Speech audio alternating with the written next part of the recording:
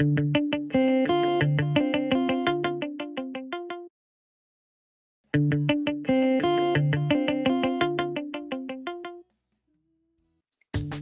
Coach, berjumpa kembali dalam podcast GKII Padang episode yang keempat.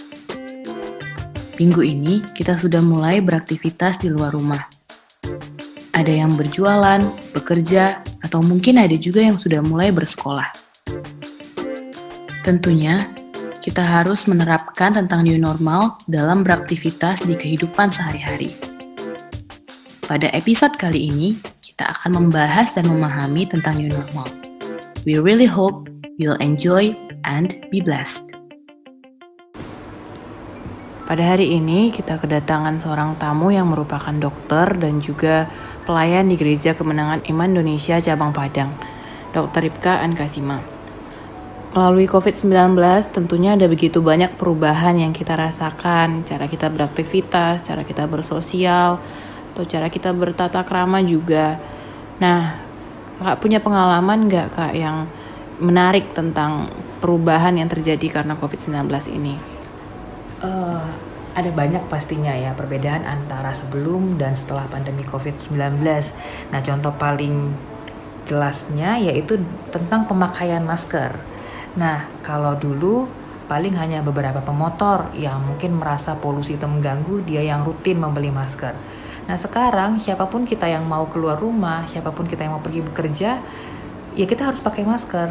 Nah, kebayang gak sih kalau dulu kita mau pergi kerja, kita bisa make up, kita bisa pakai warna lipstick apapun, kita bisa pakai blush on warna apapun, dan itu akan terlihat beda pastinya hari Senin, Selasa, Rabu, Kamis, Jumat. Nah, sekarang ini kita mau pakai lipstick warna apapun, ya kita pakai masker, dan itu ya membuat kita tidak bisa menampilkan bagaimana hasil make up kita, dan padahal tuh kalau bagi wanita itu penting ya, itu yang pertama. Atau yang kedua, misalnya kalau kita dalam bidang kesehatan bekerja, dulu ya saya cukup pakai kemeja dan jas dokter cukup. Nah, kalau sekarang ya minimal saya pakai gaun atau kayak ya sebuah baju tipis pelapis di luar atau pakai hazmat.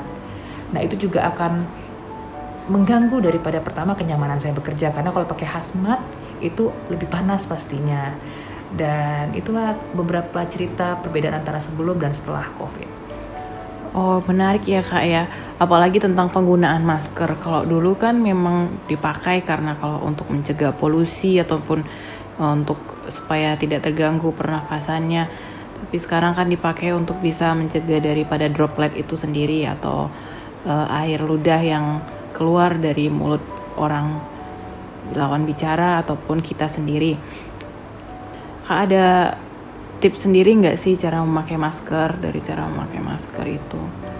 Sebenarnya sih masker, kalau dulu kita kan rebutan tuh ya beli masker yang N95, KN95, surgical. Nah, tapi sekarang kan sebenarnya sudah bisa pakai masker kain, karena intinya bagaimana caranya droplet atau mikro droplet itu tidak sampai kepada kita. Tapi yang paling penting ya masing-masing masker kan punya masa waktu sendiri ya. Kalau kita pakai yang kain ya per 4 jam kita ganti. Sebenarnya kalau untuk masker kain sendiri itu termasuk nyaman, tidak perlu tips apapun juga sebenarnya. Tapi kalau misalnya kayak masker N95 karena dia kaku ya, jadi mau nggak mau kamu harus kasih sedikit vaselin untuk jadi penghalang supaya tidak lecetnya. Ya, supaya telinga kita nggak lecet ya kayak merah. Karena ada beberapa masker yang memang ketat nih, yang membuat kita juga merasa tidak nyaman.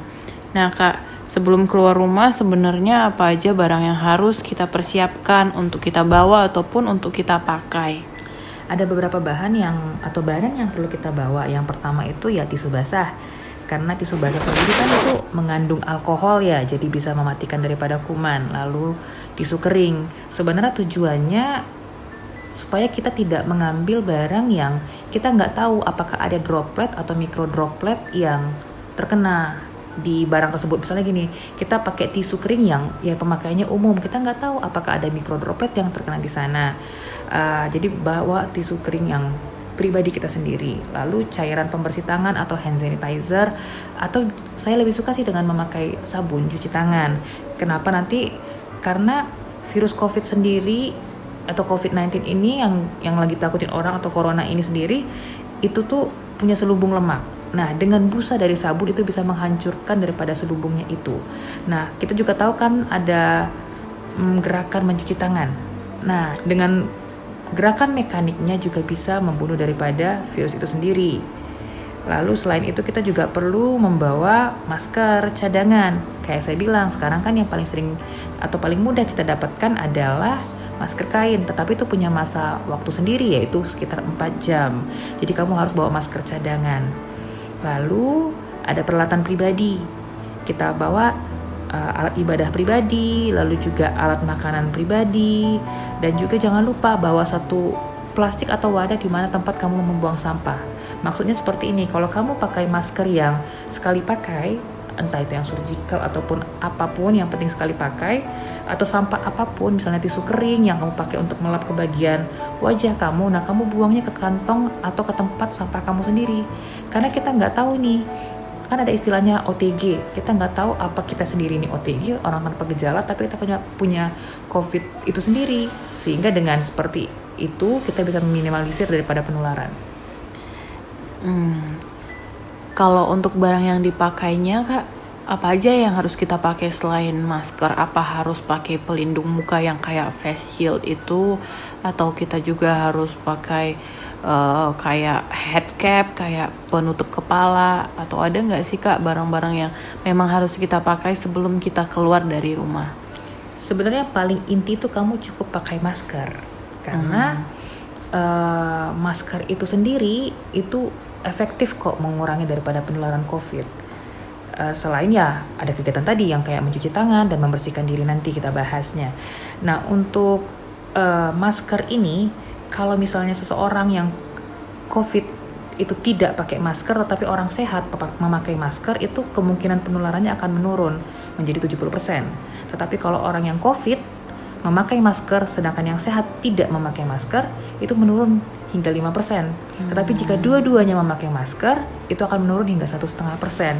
Intinya tetap pakai masker saja. Kalau masalah face shield atau apa, sebenarnya di tempat kerja, misalnya kayak layanan masyarakat seperti bank, itu sudah ada kayak mika untuk menghalangi antara atau membatasi antara si customer service dengan customernya sendiri, dan itu sebenarnya sudah cukup efektif. Yang penting adalah bagaimana kita tetap memakai masker, dan kalau kita memang mau menyentuh bagian wajah, jangan lupa cuci tangan dulu. Kalau selama kita berada di luar rumah dan sedang berinteraksi dengan lingkungan kerja kita ataupun lingkungan tempat kita beraktivitas, ada tidak ya hal yang harus kita perhatikan? Pastinya ya semua protap yang ada di lingkungan luar, seperti di pusat perbelanjaan ataupun juga di tempat pekerjaan, kita harus kita patuhi. Misalnya kalau kayak di lift ya ada arah-arah masing-masing kita berdiri ya. Lalu bagaimana setiap kita masuk dalam setiap pertokoan ya wajib cuci tangan, tuh wajib.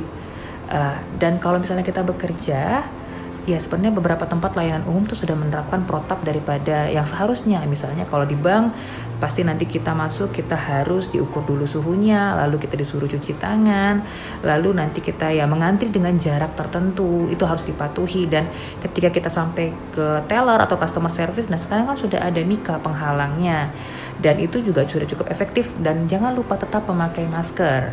Nah, kalaupun misalnya kita bekerja atau perlu berinteraksi dekat dengan orang, tetap ingat masker wajib dipakai, dan juga jaga jarak sekitar 1,5 sampai 2 meter. Kalau misalnya membutuhkan kontak jarak yang lebih dekat, usahakan itu paling lama kamu melakukannya 10 menit. Berarti Kak, kalau misalnya kita ketemu sama teman-teman, kalau kita mau nyapa, otomatis dong kita nggak bisa kontak fisik dekat dengan dia. Pastinya, karena selama kita mau berjumpa dengan dia, kita nggak tahu apakah ada mikrodroplet yang terkena dengan kita ataupun ya virus yang lainnya. Karena ya untuk COVID-19 sendiri, karena dia masih baru, kita belum kenal benar nih tamunya bagaimana gitu. Oke. Kalau kakak udah di rumah, apa sih hal yang pertama bakal kakak lakuin tiba di rumah? Intinya selalu ingat prinsipnya mandi dan ganti baju. Jadi baju yang kamu pakai yang keluar rumah itu jangan pernah dipakai atau disimpan digantung untuk dipakai berikutnya. Semua baju yang keluar wajib kita tukar kembali. Maksudnya seperti ini, ketika kamu sampai di rumah, ya pasti kamu harus melepaskan sepatu kamu dan jangan lupa semprot dengan desinfektan. Nah, APD atau alat perlindungan diri yang kamu pakai seperti masker, kamu buang di tempat yang memang sudah kamu tentukan.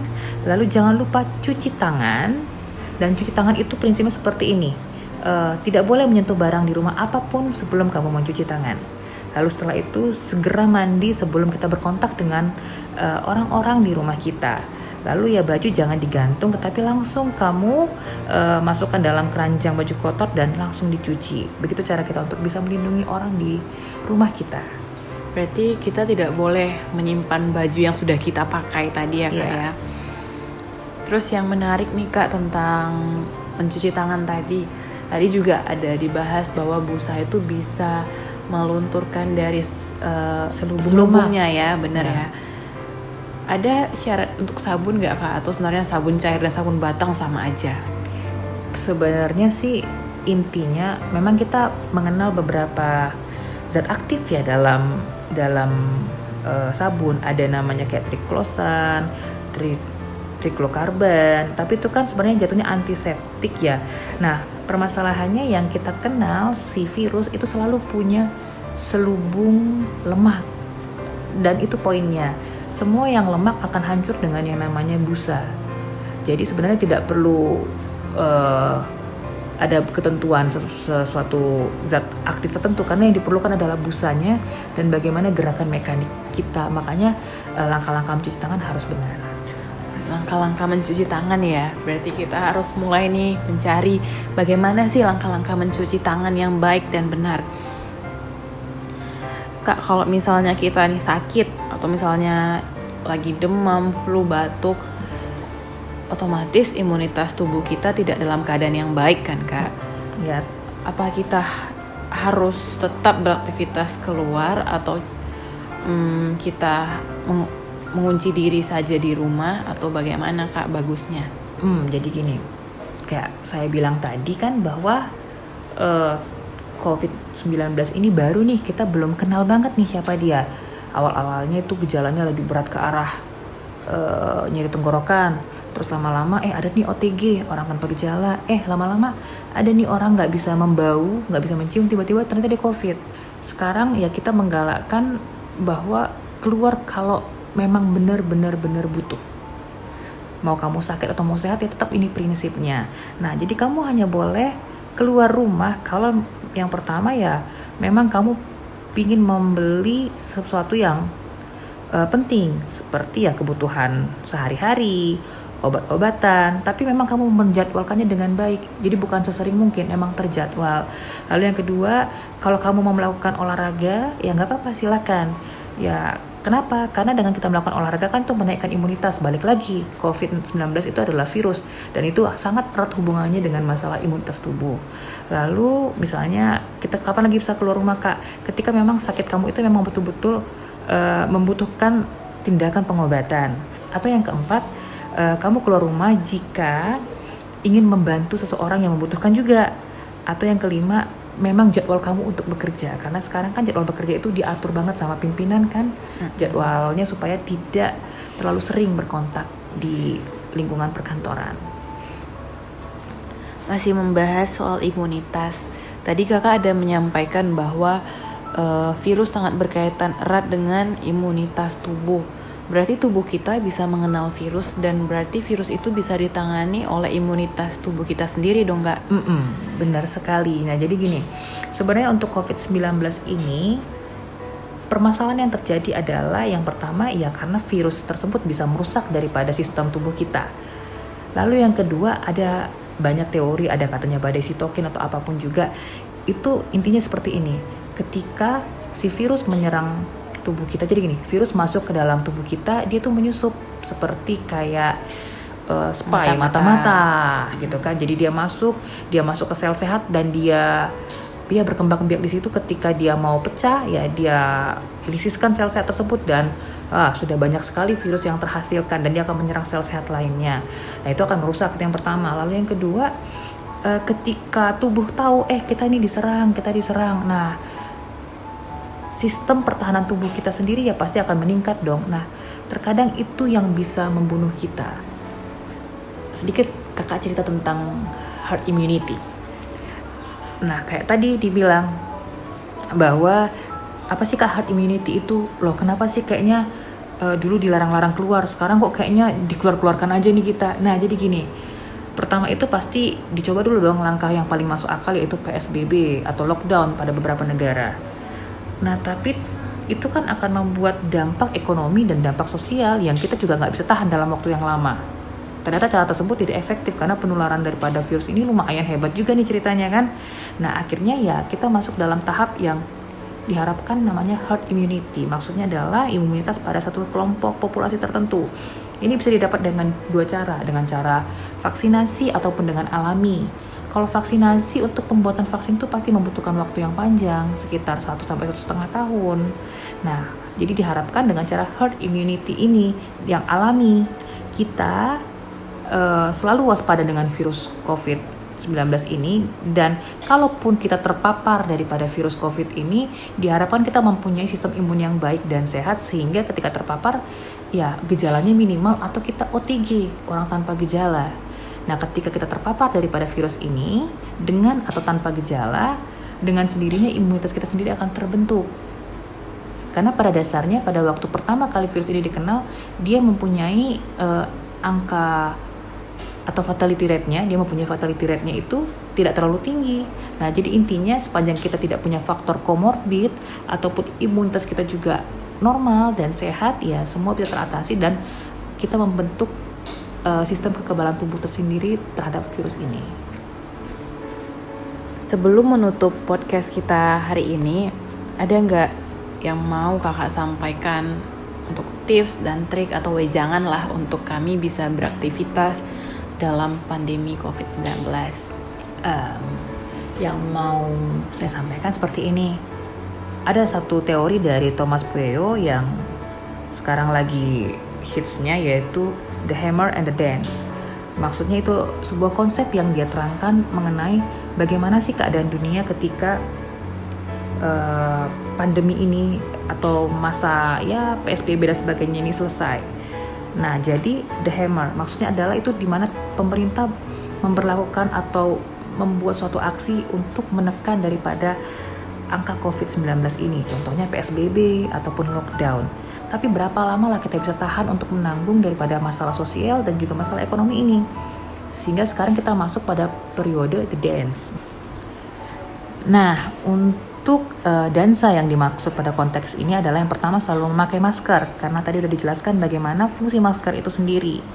Lalu yang kedua selalu menjaga kebersihan diri. Sampai kamu di rumah mandi dan ganti baju, jangan lupa selalu mencuci tangan. Lalu melakukan social distancing.